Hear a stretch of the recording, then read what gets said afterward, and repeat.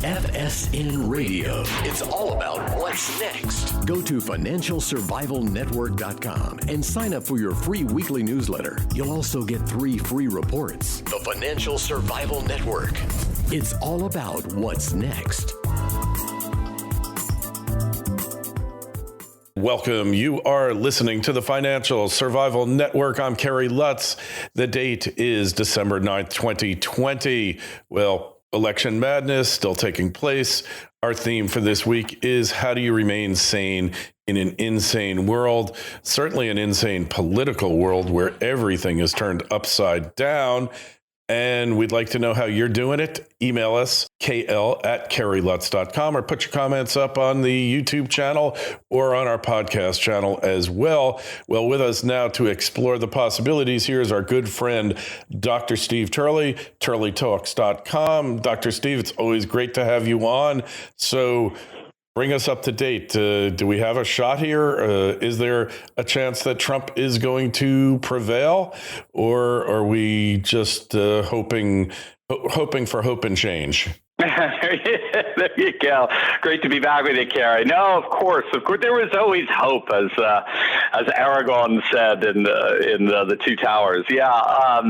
No, we've got a lot of good things going on. I was just telling you before the break. I actually just had a wonderful Zoom meeting with Senator Doug Mastriano of Pennsylvania, and we were interviewing him for a YouTube channel. And no, he's very encouraging. He was very discouraged as well, in the sense of just what a crazy fight this is, just to even get Republicans on board. But what we're finding is that we're fighting a war that's basically involving two fronts or two theaters. So there's a legislative war and there's a legal battle. And the legislative war, when all said and done, is we're looking to see at least 3-4 states take back their constitutional authority to appoint electors. Many of these states, a lot of people don't know this, but first of all, the Constitution gives the legislatures, state legislatures, the sole authority, what they call the plenary authority, to appoint legislators as well as the date, time, place, manner of an election.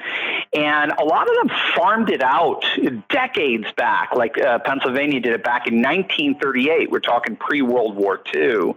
They farmed out decades back this authority to seat electors, and so electors are now getting seated by secretaries of state and all this sort of stuff.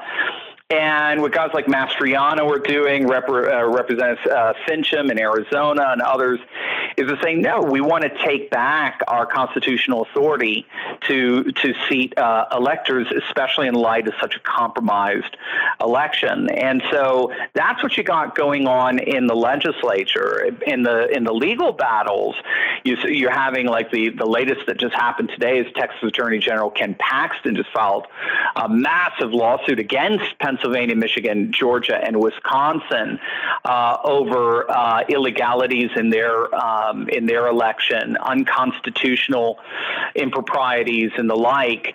Where, when all is said and done, they argue that non-legislative bureaucrats ended up, shall we say, monkeying around enough with the election, so as to inordinately have an adverse impact on the election results.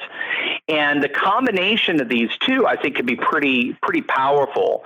It's frustrating because it moves so slowly. It's frustrating because you have a media that, again, has become professional taunters as opposed to reporters, especially today, Safe Harbor Day. Well, the electors have picked, there's nothing you can do about that kind of thing, which is nonsense.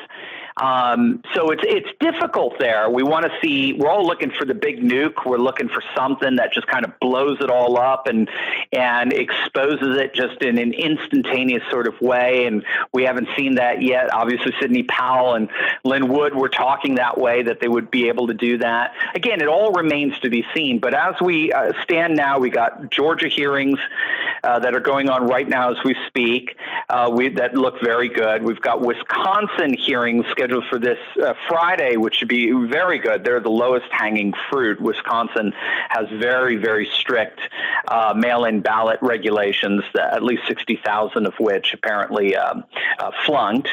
Arizona had a very successful set of hearings with Representative Fincham continuing to move things there, but again, with some frustrations.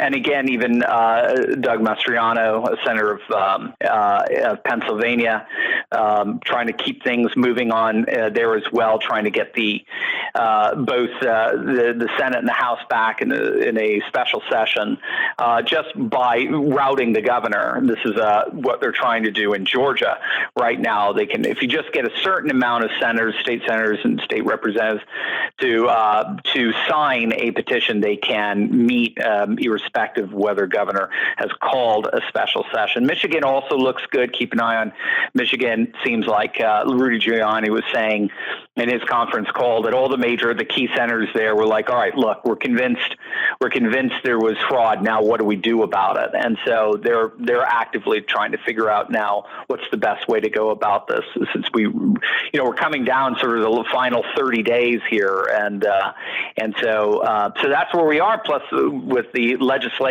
legal action going on, particularly with Sam Alito, who's supposed to rule today on whether the case against Act 77, where the Pennsylvania Supreme Court ended up actually changing election law when it's radically unconstitutional for anyone other than legislatures to do that. He's supposed to rule on whether that's coming to the Supreme Court as well. So everything looks good. It's frustrating because of just not only how long the process takes, but because of so many Republicans who are dragging their feet and who would actually rather impress CNN than impress the deplorable faithful here. Yeah, well, if they don't do everything in their power to see that the president is in effect reelected, I say he won. He just hasn't been reelected. Right, of course. You know, if they don't do it, it's kind of the death of the Republican Party, isn't it? It really can be, or at the very. So this is, for me, this is going to be the interesting thing in terms of how it plays out. Because in one sense, we are the Republican Party. In one sense, the deplorables are the Republican Party. We just have this political class where half of our representatives are part of it. So in populist sentiments, we believe in a kind of democracy that scholars would call redemptive democracy, where our concerns, our values, are represented in the political process by our representatives. Whereas globalists tend to have what we call pragmatic democracy, where they see a political class, literally an oligarchy, an aristocracy, that's made up not just of politicians, but your corporatists, your university profs, your media elite, Hollywood elite, and they rule in accordance with their own values and their own benefit, which is of course becoming increasingly alienated from the values and the benefit of the people. So what Trump was, what he represents, is he's a third-party candidate who won a major party nomination. He's a third-party candidate who won a major party nomination. So he's a real disruptor in that sense. And just seems there's enough Republicans still part of political class that are perfectly happy with turning their back on him, getting rid of him, so they can go on with their aristocratic, oligarchical ways. And what we're finding with this election is here we are, a month later, and the deplorables are every bit as committed to rectifying the wrongs on November 3rd as they were on November 4th. They are absolutely committed. Now, if that's the case, then all it is really in the end is primarying these feckless Republican cowards, as Lou Dobbs was saying, calling them the other night, that the Republicans are bleeding in the streets all because of the cowardice our leadership.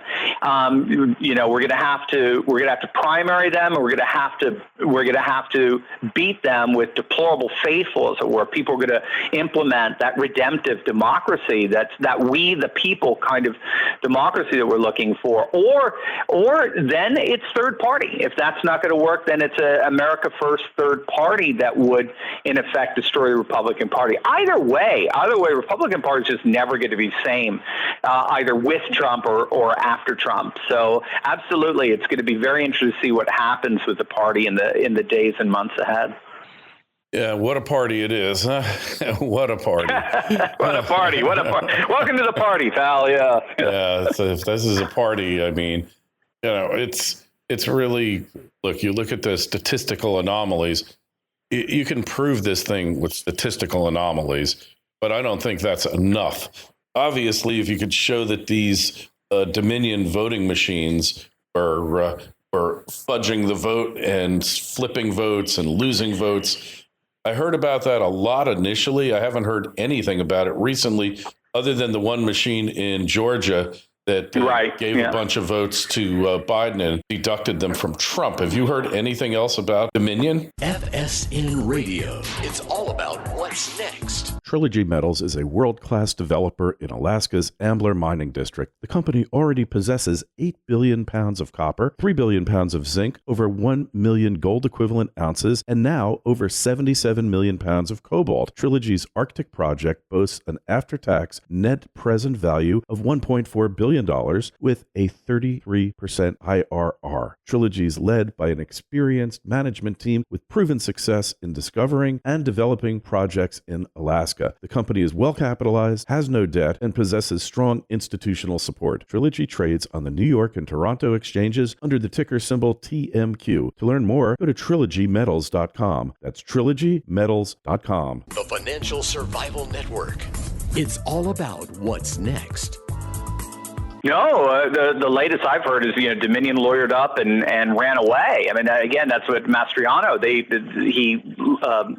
Pennsylvania senator. They subpoenaed Dominion to come and to testify. Actually, it wasn't even used that much in Pennsylvania. They just wanted to clarify some issues. They lawyered up and refused to come out. So, no, I haven't heard anything more with Dominion. So really, Dominion, as I'm understanding the way this is working itself out, is going to be more the. It's more the that's the field of Sidney Powell and Lynn Wood. What Steve Bannon calls the free option. We don't need it, but we're glad it's there. If it'll just add gravy to the mashed potatoes, as it were. What I find more interesting is right before you and I chatted, I just looked at Rasmussen, and their latest poll shows 47% of Americans across the board believe there was likely fraud in 2020. You combine that with the Trafalgar poll that shows that most Georgians believe the election not just had fraud, but that the fraud altered the results. And it's 53%. And then 58% of McLaughlin poll of Georgians want a special legislature called. That is amazing, because you're dealing not just with a blackout over all these issues in the mainstream media, but you're dealing with a major taunting disposition on their part. Anyone who would believe this stuff is just a conspiracy theorist or just a sore loser. And in the midst of all that, people are seeing enough, especially like that video, from the biggest counting house. I think it was in Atlanta. Yeah. The infamous suitcase video. It's just enough. Well, it also tells you, Kerry, the kind of world we live in when you have to defer to video to to get people to say, okay, now I believe it. But regardless, it seems to me we're dealing with a situation where the vast majority of people believe there was some really strange shenanigans going on November 3rd, and that it's in everyone's interest, particularly the interests of our nation as a whole, to get to the bottom of it. And when all said and done, I think everyone agrees. This is why I really despise the taunting element of the media. Everybody agrees. If it turns out that Biden wins by one vote, fine. We'll over. Yeah, it's over. We'll deal with it because we're Republicans. We're conservatives. We like the rule of law. We'll deal with it. No problem. Enjoy your crazy 2 years. We'll see you in a landslide midterm in 2022.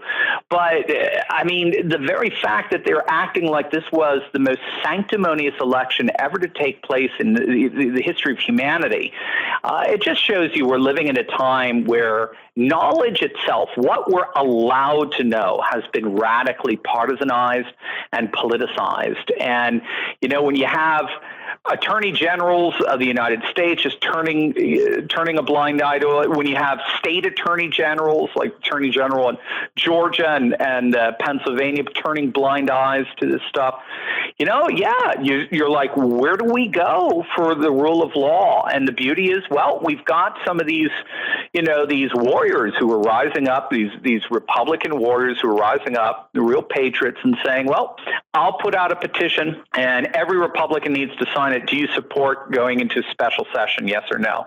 And then at least now we know, we the people are able to say, okay, who's with us and who's with the political class, as it were. So, yeah, we'll have to see what goes on with Dominion. It does seem increasingly creepy with their whole, with their whole deference to proprietary integrity and so on. Right. That whole bizarre thing. If we're dealing with an election system that will not allow us to scrutinize it based on proprietary precedent, I don't even know what to say at this point. Then the election itself, as Scott Adams is saying, then that's fine, but then the election itself is invalid. You can't.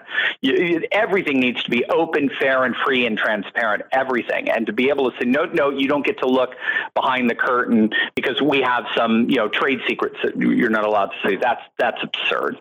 Yeah, like balanced weighting of votes and things like that. They don't want, there's a reason they don't want us to see it, obviously. Right. It's just highly suspicious. But it seems to me that of all of it, that could be proven almost immediately. They've done the forensic audit, I think, on 22 machines in Michigan. So we're going to know at that point. But the machines. Right. Look, the guy who is the head of Smartmatic is now the head of the Open Societies Foundation. Soros. Oh, absolutely. It's absolutely bizarre. I did my own research on that. Now, even I was shocked because, I heard Sidney Powell, I think, talking about that. The Smartmatic chair was in cahoots with Soros. And I said, oh, maybe that's even a little too much for me. I look it up. I put in Smartmatic, George Soros. First site I come to says, fact check, George Soros has never sat on the board of Smartmatic, has no controlling shares in Smartmatic, never. And I'm like, yeah, well, I don't think anyone was arguing that, but I wonder where this is coming from, New York Times, Washington Post. No, it was coming from Smartmatic.com. It was coming from their very own website. So I click on it. I get to that. It's like, a fact page. And it was like it was written for the New York Times because it says, no, our chairman is, George Soros has never been a part of our organization or anything like that. But it is true that our chairman does believe in spreading democracy. And to that end, he sits on the board of the Open Societies Foundation of George Soros. And it was like, I couldn't even believe it. I'm like, so you guys, that's what I mean. They must be writing for the New York Times because the New York Times is the only one that thinks that George Soros is, the paragon of virtue. So anyway, it was real odd when I was reading that and going like, well, I don't need much more proof than this. I mean, another thing too is that the breakdown in the chain of custody with the mail-in ballots, where you have a normal rejection rate of say 3%. I've seen some states as low as about 1%, some as high as 4 or 5%. So I understand if it's your first time doing mail-in ballot, obviously you have a higher percentage of rejection of your ballot, signature curing issues, whatever. Lower if you've voted before by mail-in ballot, you have a lower rejection rate, but it's still around 1-2%. And so in 2016, say on average, you have about 3% rejection rate. In 2020, in Georgia alone, it was I've heard numbers of as high as 0.24%. That's 0.2%, as low as like 0.03%. So we're talking about a ridiculous number of votes being rejected in terms of how low they are. But it makes it even worse when you realize we're dealing with 6 times more mail-in ballots in 2020 than 2016, and the vast majority of them are first-time mail-in voters. Yes. So this should have been a rejection rate of at least 5%, 6%. Look at New York City. They had in the primary 20% rejection rate on mail-in ballots. 20%. Oh, wow! Remember that? I did not know that. That's phenomenal. Yeah, that's what I heard. Yeah, I wonder what it was in 2020. Yeah, though it doesn't matter. Probably New York City. It kind of doesn't matter. But the point is that there's something really, really wrong here. Well, the point is when you're dealing with Georgia with a lead of around 10,000, Arizona lead at 10,000, Wisconsin lead at 20,000.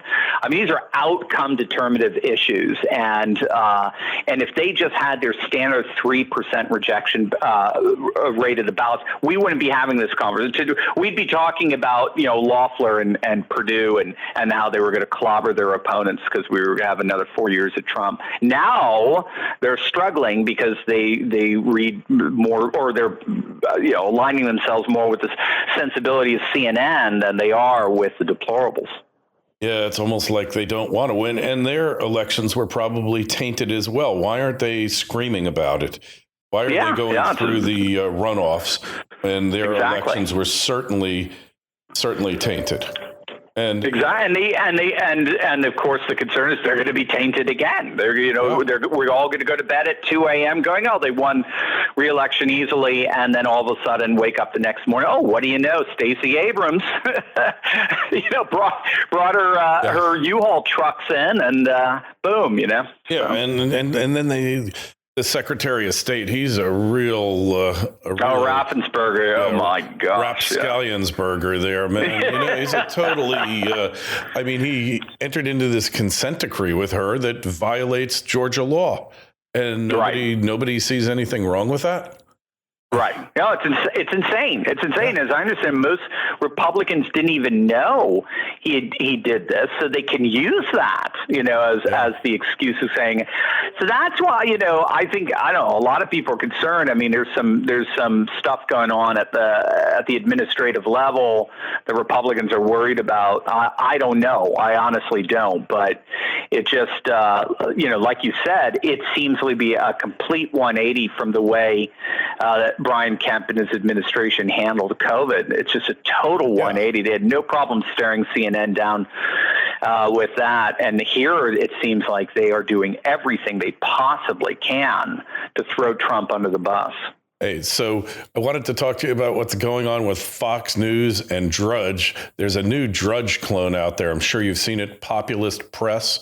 Populist.press. It looks exactly like Drudge, only what Drudge used to look like, maybe a little bit even more further to the right. But these outlets who the populists feel have basically betrayed them are really feeling it in the wallet now. Oh, they sure are. Yeah, it's part of a larger process known as the network society, the advent of a network society. So we used to live in what's called mass society, and so mass society is where we get big media from. And so you have in mass society, that's where we saw the rise of the big cities, basically even mega cities all over the world, Tokyo, New York, Mexico City, Moscow, and the like. And so they're very proximity driven. So if you and I want to get into the gambling business, well, then we got to go to Vegas. If we want to get into the financial sector, we got to move out to Wall Street. If we want to break into country music, right, we got to go to Nashville or whatever. So that's mass society. And that's where we get big media from. And And what scholars have noticed is we're actually moving into something called a network society, where we're not related so much anymore by virtue of our locative, our location proximity towards one another. Now, like what we're doing right now, we're actually related to each other in terms of networks, internet-based network, digital or Fios or what have you. So now if I want to get involved in, say, the gambling industry, I could start an online gambling industry. If I want to get involved with finance, I could get involved in finance with my computer and from anywhere in the world. If I want to get involved in country music, I just need a guitar and a camera and a YouTube channel. I mean, boom, I've got. So what we're seeing is the sort of the mass decentralization of news information that's going on. So, and in many respects, Drudge was sort of the beginning of it. I actually say talk radio was more or less the beginning of it. Certainly the podcasting industry came in and started going there, YouTube and the like. And we're just continuing on that journey. And when Fox and when Drudge become turncoats, when they become, like in Braveheart, the Robert the Bruces, or they become traitors, that just hastens a process that's already been going on. So that just gives these other much more decentralized platforms it gives them their shtick that they need to get established. And we're just going to continue to see that independent content creators are the wave of the future. It's not the conglomerate, it's not the Rockefeller centers or CNN buildings anymore. It's the 21-year-old kid with a webcam who's filming from his phone's camera on site, IRL in real life, like we've seen with the riots that have been going on in our cities and with the MAGA rallies and so forth. It's really that they're really the on the ground reporters now, where you've got your bourgeois sort of mainstream media that can't be bothered with silly things like that. Isn't that the truth? And man, you look at the way the ratings have tanked for Fox. And, oh my!